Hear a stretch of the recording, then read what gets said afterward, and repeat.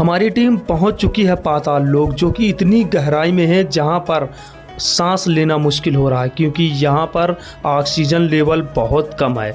हमसे कुछ ही दूरी पर भगवान शिव तपस्या कर रहे हैं जो हमें साक्षात दिखाई दे रहे हैं।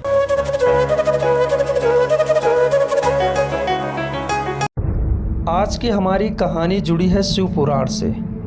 आपने समुद्र मंथन के बारे में तो ज़रूर सुना होगा और उससे निकले हुए विष को भगवान शिव ने पी लिया था, इसके बारे में भी आप ज़रूर जानते होंगे। परंतु इसके बाद भगवान शिव के साथ में क्या होता है ये बहुत कम ही लोग जानते हैं। भारत में कई ऐसे स्थान हैं जहां पर लोग दावा करते हैं कि भगवान शिव आज भी वहां पर विद्यमान है। हमें भी एक ऐसे स्थान के बारे में पता चला जहां पर कि लोग दावा करते हैं कि भगवान शिव हलाहल पीने के बाद यहां पाताल गंगा की शरण ली थी।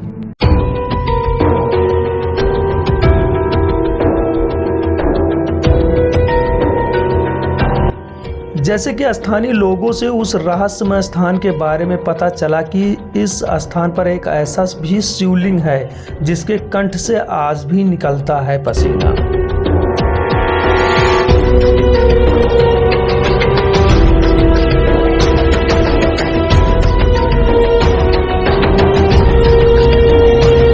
हमारी टीम इस भूल भुलैया महल में फंस चुकी है।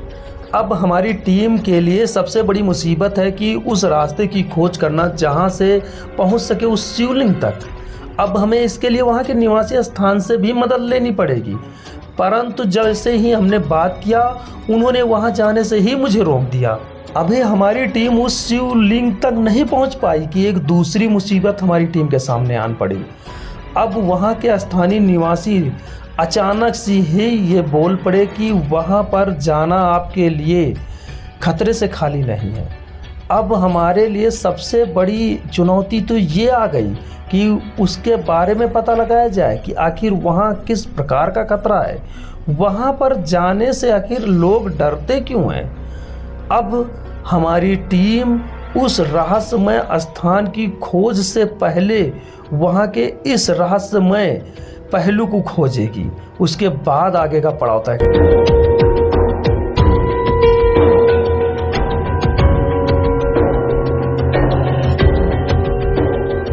स्थानीय निवासियों ने हमारा साथ छोड़ दिया और उन्होंने नीचे जाने से ही मना कर दिया। बताया कि आपको वहां तक पहुंचने के लिए इस गहरी खाई में नीचे उतरना पड़ेगा। अब सबसे बड़ी समस्या थी कि वहां पर जाने के लिए हमें किस रास्ते का चुनाव करना पड़ेगा, क्योंकि नीचे खाई और वहां पर जाने से अगर हमारे पैर में ज़रा भी फिसलन हुई तो हमें कई किलोमीटर नीचे खाई में जा सकते हैं।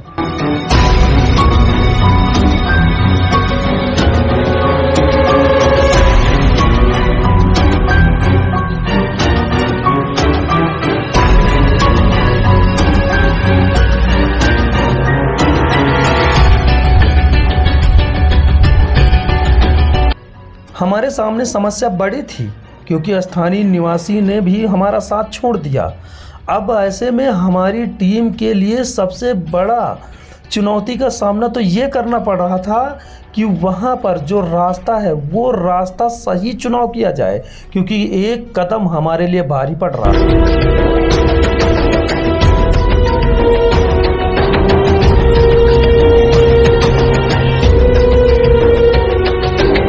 अपने टीम के साथ धीरे धीरे मैं इन दुर्गम स्थानों को छोड़ते हुए आगे बढ़ रहा हूं।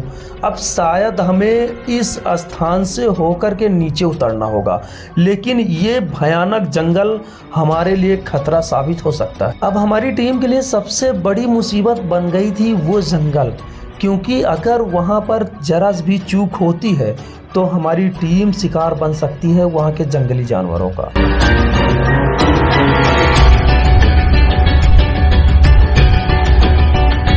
आप नीचे कई किलोमीटर खाई देख रहे हैं, इससे नीचे मुझे जाना होगा और सबसे बड़ी चुनौती तो थी ये जो दुर्गम रास्ता है।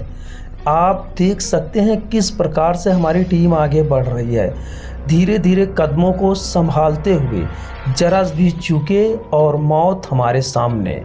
अब हमें सबसे बड़े उस मुसीबत का सामना करने का समय आ गया था जो इस दुर्गम पहाड़ियों पर पत्थर के ढलानों पर चलने का था।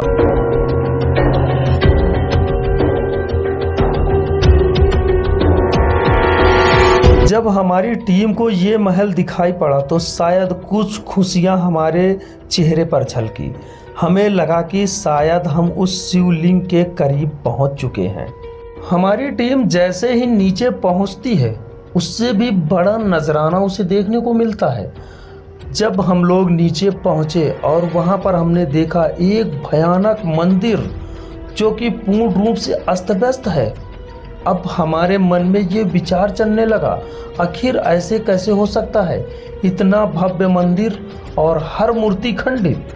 यहाँ पर एक मेरे सामने एक ऐसा स्थान था जहाँ पर खंडित मूर्तियों का पूरा संग्रह ही लगा था। अब हमारे मन में ये प्रश्न उठने लगा कि आखिर ये मूर्तियों को तोड़ा किसने? क्या मुगल यहाँ तक पहुँच चुके थे और उन्होंने इन सारी मूर्तियों को खंडन कर दिया और इन्हें संरक्षण के तौर पर रखा गया ताकि हमारे आने वाली पीढ़ी जान सके। हमारी टीम अपने मंजिल की ओर बढ़ रही थी। उसे एक ऐसे स्थान का पता चला जहां पर कि पूर्ण मंदिर खंडित था और सभी मूर्तियां।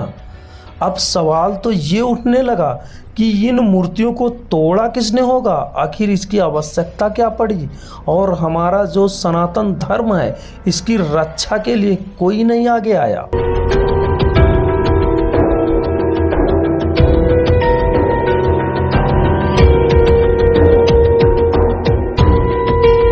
हमारी टीम फिर आगे बढ़ना शुरू कर दिया और उन खंडहरों को भी पीछे छोड़ना शुरू कर दिया, परंतु अब हमें सबसे बड़े समस्या का सामना करना पड़ रहा था क्योंकि ये खंडहर धीरे धीरे कुछ ज़्यादा ही बदतर हालत में थे। अब ऐसे में यहाँ पर आगे जाने का रास्ता भी ब्लॉक हो चुका था।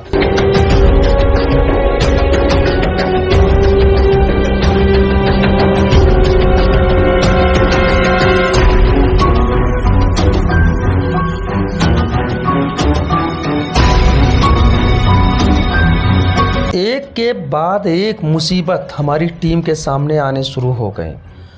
आखिर अब हमें याद आने लगा कि उस स्थानीय बुजुर्ग ने क्यों रोका था। शायद उसने इसीलिए रोका था क्योंकि वहाँ पर जाने के लिए हर किसी के बस की बात नहीं है। लेकिन हमारी टीम ने तो ठान रखा था कि इस चमत्कारिक लोक में पहुंचकर ही रहेगी, क्योंकि आज हमारी टीम इस रहस्यमय चमत्कारिक स्थान की खोज के लिए निकली थी। तो अब हमारी टीम आगे बढ़ना शुरू कर दिया। हमारी टीम जैसे ही आगे बढ़ती है कुछ आश्चर्यजनक मूर्तियां दिखाई पड़ती हैं। भगवान शिव के पंचमुख और शिवलिंग दोनों एक साथ और प्राकृतिक रूप से उन पर जलाभिषेक हो रहा था। अब यहाँ से जैसे ही हम लोग थोड़ा सा आगे बढ़े वहाँ पर हमें भगवान शिव की इतनी विशाल काय मूर्ति दिखाई पड़ी जो हमारी नज़रों से पूर्ण रूप से नहीं दिखाई पड़ी। यहाँ तक कि भगवान शिव की ये प्रतिमा कैमरे में भी नहीं कैद हो पाई।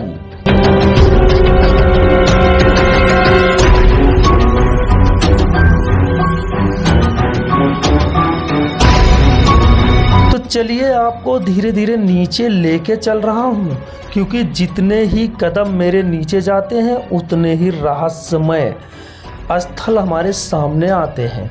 उनमें ज़्यादातर भगवान शिव की मूर्तियां ही दिखाई पड़ रही हैं। आखिर ये भूल भुलैया क्यों, इतनी मूर्तियां क्यों? क्या हमें रोका जा रहा है उस चमत्कारिक मूर्ति तक पहुंचने से?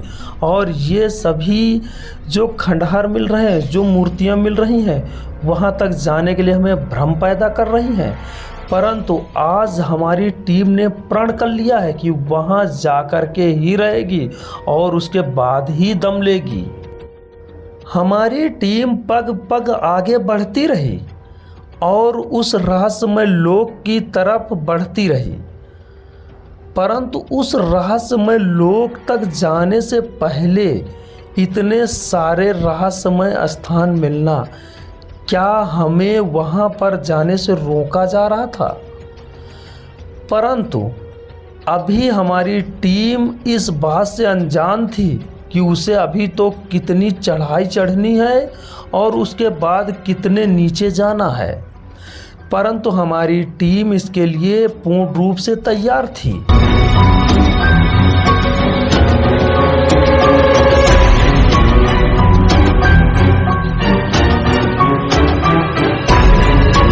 कुछ ही चढ़ाई के बाद मुझे एक सुरंग दिखाई दिया। जैसे ही उसके अंदर हमने प्रवेश किया, वहां पर कई सारे शिवलिंग थे और उन पर बेलपत्र। आखिर यहाँ कौन आता है पूजा करने के लिए?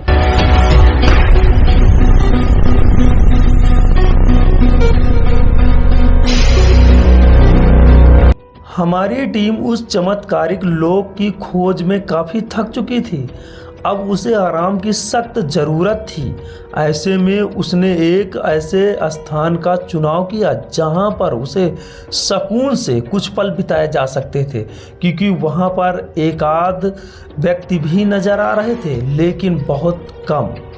अब ऐसे में वहां पर पहुंचने पर हमने देखा कि उस स्थान पर काफ़ी ऐसे शिवलिंग बने हुए हैं जो हमें भ्रमित करते हैं कि शायद हम पहुंच चुके हैं उस चमत्कारिक लोक में, परंतु ऐसा नहीं, क्योंकि अभी तो सफ़र बहुत लंबा तय करना है।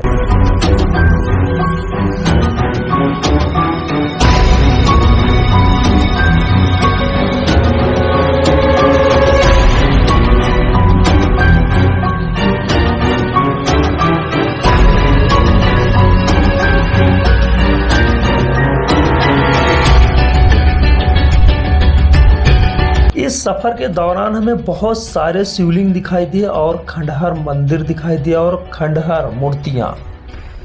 आखिर ऐसा कौन कर रहा था जो हमारे सनातन धर्म की इन बड़ी बड़ी निशानियों को, धरोहर को नष्ट कर रहा था? यहाँ पर क्या हमारी सरकारें नहीं पहुँच पा रही थी और इनका संरक्षण नहीं कर पा रही थी? आखिर अगर लोग यहाँ पर आ रहे थे तो हमारी सरकार की नज़रें कैसे नहीं आईं? और हमारी सरकार को चाहिए कि इन संरक्षित इमारतों का संरक्षण करे, और ये जो हमारे सामने नक्काशियाँ बनी हैं शायद आने वाले समय में सिर्फ कहानियों में रह जाएंगी।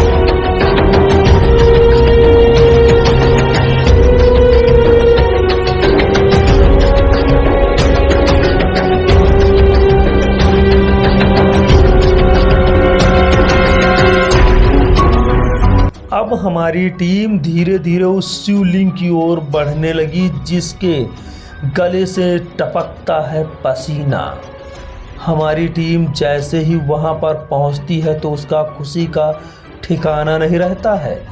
हमारी टीम ने बहुत मुसीबतों के बाद वहां पर पहुंची है।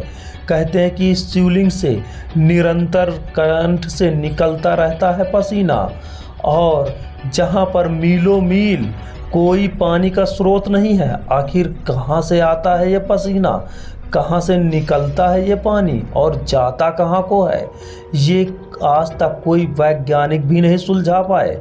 और वहाँ पर हमने देखा कि किस तरीके से बूंद बूंद नीचे टपक रहा है पसीना। आखिर ऐसा कैसे हो सकता है?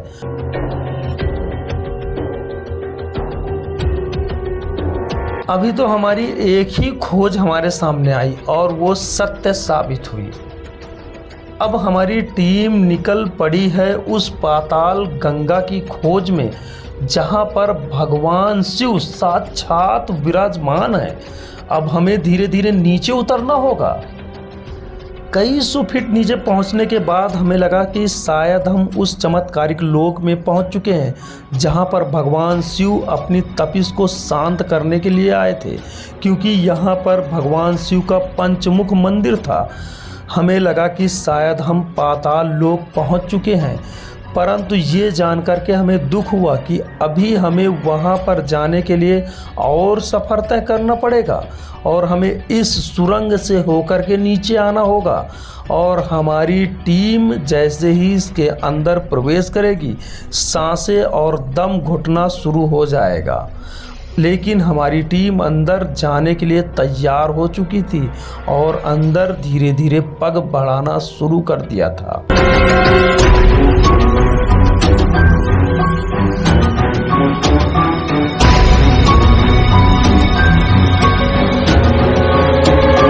जैसे ही हमारी टीम धीरे धीरे उस पाताल गंगा की ओर कदम बढ़ाने लगी, हमारे दिल की धड़कनें धीरे धीरे थमने लगी, क्योंकि जहाँ पर हम पहुँच रहे थे धीरे धीरे गहराई बढ़ती जा रही थी और सांस लेना मुश्किल हो रहा था।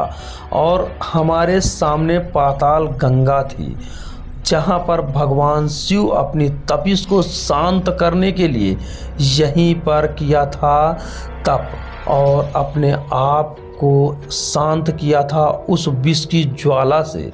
अंदर तो हम जाना चाह रहे थे, परंतु वहाँ पर कुछ स्थानीय लोगों ने हमें रोक दिया और बोला कि नीचे जाने पर आप इतनी गहराई पे चले जाओगे जहाँ से आना मुश्किल हो जाएगा। हमने डर करके अपने पैर वापस खींच लिए।